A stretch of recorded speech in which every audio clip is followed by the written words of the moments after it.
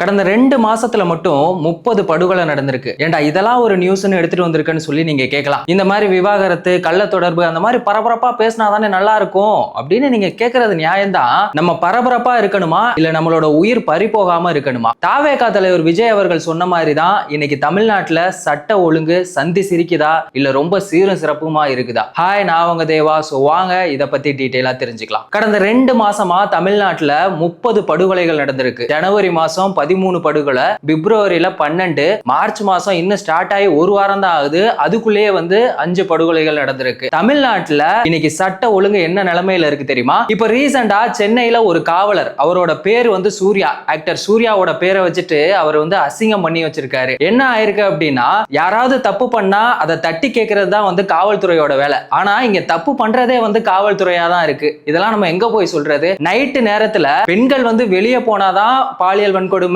பெண்களுக்கு எதிரான கொடுமைகள்லாம் நடக்குது அப்படின்னு சொல்லி பெண்கள் வீட்டுக்குள்ள இருந்தாலும் அங்கேயும் இந்த மாதிரியான பாலியல் சீண்டல் கொடுமைகள் தான் நடந்துகிட்டு இருக்கு. அந்த காவலர் என்ன பண்ணிருக்காரு அப்படின்னா, தனியா வீட்டுக்குள்ள இருந்த பொண்ணுட்ட போய் அத்துமீறி பாலியல் சீண்டல் பண்ணிருக்காரு. அந்த பொண்ணு அதை வீடியோ எடுத்திருக்காங்க. இத அவர் அந்த யூனிஃபார்ம் போட்டுட்டே பண்ணிருக்காரு. நிறைய பேரோட கனவு நம்மளும் எப்படியாவது போலீஸ் ஆயிர மாட்டோமா அப்படின்னு சொல்லிட்டு இருக்கும்போது அதோட வேல்யூ தெரியாத இந்த மாதிரியான சில பேர் இந்த மாதிரியான அசிங்கங்களை பண்ணிட்டு இருக்காங்க. இதுக்கு இப்போ அரசு என்ன மாதிரியான நடவடிக்கைகள் எடுத்திருக்காங்க தெரியுமா? பணியிடை நீக்கம் செஞ்சிருக்காங்க. ஏன் மொத்தமா அவரை வேலையை விட்டே தூக்க வேண்டியதானே? ஆனா அந்த மாதிரிலாம் பண்ண மாட்டீங்க. இன்னைக்கு அடுத்து நீங்க தான் ஆட்சிக்கு வரணும் அப்படிங்கிறதுக்காக, சும்மா ஏதாவது ஒண்ணு பண்ணணும் அப்படிங்கிறதுக்காக இப்ப பணியிடை நீக்கம் பண்ணிருக்காங்க. இது முதல் முறை கிடையாது. எப்ப காவல்துறை ஏதாவது ஒண்ணு பண்ணாலும் சரி, அவங்கள பணியிடை நீக்கம் தான் செய்யறாங்க. யாரையுமே வேலையை விட்டு தூக்குறதே இல்ல. ஆனா இதே ஒரு அப்பாவி யாரோ ஒருத்தவங்க பண்ணிருந்தாங்கன்னா அவங்களோட வாழ்க்கையே இன்னைக்கு சீரழிஞ்சு போயிடும். எதுக்காக தான் இந்த மாதிரி காவல்துறைக்கு திமுக முட்டு கொடுத்துட்டே இருக்காங்க அப்படிங்கிறது தெரியல. இன்னொரு பக்கம் வந்தோம் அப்படின்னா, நீலகிரியில பள்ளியில ஒரு பையனை அடிச்சு கொலை பண்ணிருக்காங்க. அந்த பையனோட கழுத்தெல்லாம் நெரிச்சு ஏகப்பட்ட காயங்கள் வேற அந்த பையனோட உடம்புல எல்லாம் இருந்திருக்கு. அந்த தாய், அந்த பையனோட அம்மா கதறி அழறாங்க. காவல்துறை என்ன சொல்றாங்க தெரியுங்களா? நீங்க கேஸ் கொடுங்க, நாங்க பாத்துக்கிறோம் அப்படின்னு சொல்றாங்க. காவல்துறையோட லட்சணம் எல்லாம் எங்களுக்கு நல்லாவே தெரியும். ஏன்னா இதுக்கு முன்னாடி ஸ்ரீமதி மாடியில இருந்து கீழே குதிச்சு இறந்து போயிட்டாங்க அப்படின்னு சொல்லி சொன்னாங்க. ஆனா அந்த இடத்துல இருந்த சிசிடிவி காட்சி கேமரா எதுவுமே ஒர்க் ஆகல. அந்த கேஸ் இப்ப வரைக்குமே சால்வ் பண்ண முடியல. அதை அப்படியே மூடி மறைச்சிட்டாங்க. இந்த லட்சணத்துல இப்போ நீங்க கம்ப்ளைண்ட் கொடுங்க, நாங்க கண்டுபிடிச்சிடுறோம் அப்படின்னு சொல்றாங்க. அந்த அம்மா என்ன சொல்றாங்க தெரியுங்களா? கம்ப்ளைண்ட்லாம் எனக்கு ஒண்ணு வேணாம், என் பையனை உங்களால திருப்பி கொடுக்க முடியுமா அப்படின்னு சொல்லி கேக்குறாங்க. இன்னைக்கு ஸ்கூல் பசங்க எல்லாருமே எப்படி இருக்காங்க தெரியுங்களா? சும்மா கெத்து காட்டுறேன் அப்படின்னு சொல்லிட்டு ரவுடிசம் தான் பண்ணிட்டு இருக்காங்க. இது ஒரு பக்கம் இருக்க, இன்னொரு பக்கம் என்ன ஆச்சு அப்படின்னா, நாங்குநேரி சம்பவம் உங்க எல்லாருக்குமே தெரியும். அது எதனால நடந்துச்சு? மது போதையால தான் நடந்ததா ஆரம்பத்துல சொன்னாங்க. ஆனா அதை இன்னும் டீப்பா போய் பார்த்தா அது ஒரு ஜாதி கலவரமா நடந்திருக்கு. அது மட்டும் இல்லாம இன்னும் சில பகுதிகளில் 2 பேரும் சண்டை போட்டு, மதுவால சண்டை போட்டு அரிவாள் வெட்டு சம்பவங்கள்லாம் நடந்துட்டு இருக்கு. இது எல்லாமே நடக்கிறதுக்கு மெயினான ரீசனா என்ன இருக்கு அப்படின்னு பாத்தீங்கன்னா, மதுவும் போதை 2 மட்டும் தான். தமிழ்நாட்டுல மதுவையும் ஒழிச்சிட்டோம், கஞ்சாவும் புழக்கத்துல இல்ல அப்படின்னு சொல்றாங்க. அப்படி இருந்தா ஏன் இந்த மாதிரியான சம்பவங்கள் தொடர்ந்து நடந்துகிட்டே இருக்கு? அக்கா கனிமொழி என்ன சொல்றாங்க அப்படின்னா, மதுவை நாங்க ஒழிச்சிருவோம் அப்படின்னு சொல்றாங்க. மதுவால இது வரைக்கும் எந்த ஒரு குற்றமுமே நடக்கல, மக்கள் யாருமே எங்க கிட்ட கம்ப்ளைண்ட் கொடுக்கல அப்படின்னு சொல்றாங்க. நாங்குநேரி சம்பவம் நடந்தப்ப அங்க இருந்த மக்கள் எல்லாருமே என்ன சொன்னாங்க தெரியுமா? எதுக்கு தேவையில்லாம இந்த இடத்துல மதுக்கடை இருக்கு அப்படின்னு சொல்லி தான் மக்கள் கேள்வி கேட்டாங்க. அதெல்லாம் அவங்களுக்கு தெரியுமா இல்லையான்னு தெரியல.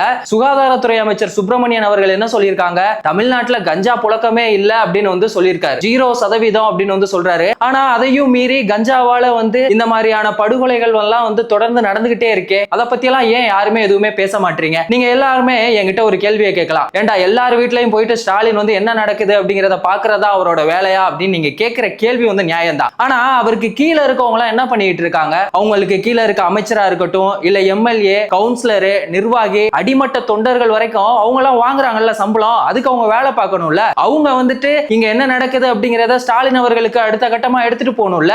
ஆனா அதை ஏன் யாருமே செய்ய மாட்டாங்க? தமிழ்நாட்டுல இன்னைக்கு இவ்வளவு பிரச்சனை நடந்துட்டு இருக்கு. ஆனா திமுக கிட்ட காசை வாங்கிட்டு பேசுற யாருமே, எந்த வாடகை வாய்களுமே இதுவரைக்குமே வரைக்குமே இவ்வளவு பிரச்சனை நடந்திருக்கு, இத்தனை படுகொலைகள் நடந்திருக்கு, யாருமே வாயை திறக்கல. ஆனா திவ்யா சத்யராஜ் அவர்கள் வந்துட்டு விஜய விமர்சனம் பண்ணிட்டு இருக்காங்க சம்பந்தமே இல்லாம. நீங்க மக்களுக்காக என்ன பண்ணீங்க, நான் மக்களுக்காக இவ்வளவு பண்ணிருக்கேன் அப்படின்னு சொல்லிட்டு சம்பந்தமே இல்லாம பேசிட்டு இருக்காங்க. ஜல்லிக்கட்டு இஷ்யூ இவங்க தான் ஏதோ போராட்டம் நடத்தி ஜல்லிக்கட்டு நமக்கு பெர்மிஷன் வாங்கி கொடுத்த மாதிரி ஜூலி அவர்கள் பேசிட்டு இருக்காங்க. வைஷ்ணவி அவர்கள் டிவி கேல பெண்களை ஒழுங்கா மதிக்கல அப்படின்னு சொல்லிட்டு பெண்களுக்கு ரொம்ப பாதுகாப்பா இருக்க திமுகவுல போயிட்டு இன்னைக்கு அவங்களும் விஜய் அவர்களை பத்தி பேசிட்டு இருக்காங்க.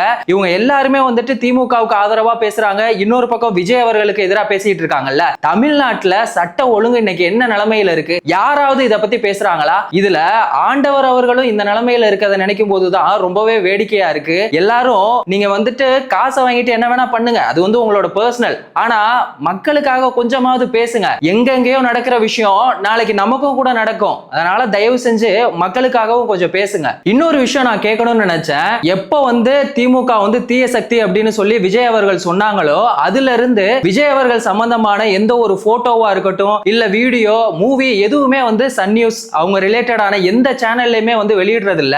சங்கீதா அவங்க விவாகரத்து கொடுத்ததுக்கு அப்புறமா சன் மியூசிக்ல பாத்தீங்கன்னா அப்படி போடு அப்படி போடுன்னு பாட்டை போட்டு விஜய் அவர்களை பத்தி மட்டுமே தான் போட்டுக்கிட்டு இருக்காங்க. விஜய் அவர்கள் ஏதாவது ஒண்ணு பேசினா அடுத்த நிமிஷமே அதை எடுத்து போஸ்டா போடுறாங்க. இன்னைக்கு இத்தனை படுகொலைகள் இவ்வளவு கொலைகள்லாம் நடந்துட்டு இருக்குல்ல, அதை பத்தி உங்க சேனல்லையோ இல்ல ஒரு போஸ்டாவோ ஏதாவது யாராவது போட்டீங்களா? மக்களை பத்தி உங்களுக்கு எந்த ஒரு கவலையுமே இல்ல. ஆனா நீங்க மக்களுக்கான ஒரு ஆட்சியை தான் நடத்திட்டு இருக்கோம் அப்படின்னு சொல்லிட்டு மார்தட்டி சொல்லிட்டு இருக்கீங்க. பெண்களுக்கு எதிரான கொடுமைகள் நடக்கும் போதெல்லாம் அதை இரும்பு கரம் கொண்டு அடக்குவேன்னு ஸ்டாலின் ஐயா அவர்கள் சொன்னாங்களே, இன்னைக்கு எங்க போச்சு அந்த இரும்பு கரம்? துருப்பிடிச்சு போச்சா?